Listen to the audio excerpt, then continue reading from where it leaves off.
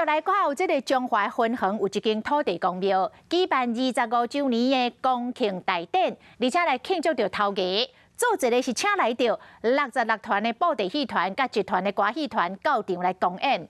讲为第1平的布袋戏平到第66平布袋戏平有600米长，至少就要行8点钟，这场面是非常的壮观。都有人滚酸笑咯，讲恐惊这个土地伯公哦，会看甲灰煞煞。看过规排布袋戏团是有够闹热，沿道路边摆甲正整齐，这是中华分园乡现场是闹热滚滚。除了布袋戏，还有歌仔戏伫现场里边，在地乡亲看甲真入迷。原来这是分园一间土地公庙，为了庆祝25周年，甲头家伫昨下晡举办谢新大典，庙方一个手请来66平布袋戏甲1平歌仔戏同时公演。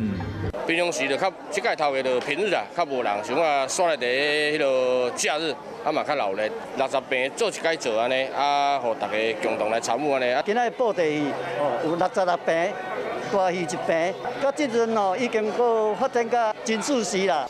为半空中来看66平布袋戏甲1平歌仔戏排规排超过600公尺，若是用行为头1平行到上尾1平，上无爱8点钟，嗰这是有史以来上闹热的一天。我们的位置是在我们分园乡县庄村的土地公庙，而且是号称全乡以来上大温福地区上闹热的一摆。活动是为日时到暗时庙方搁准备平安餐予信众用。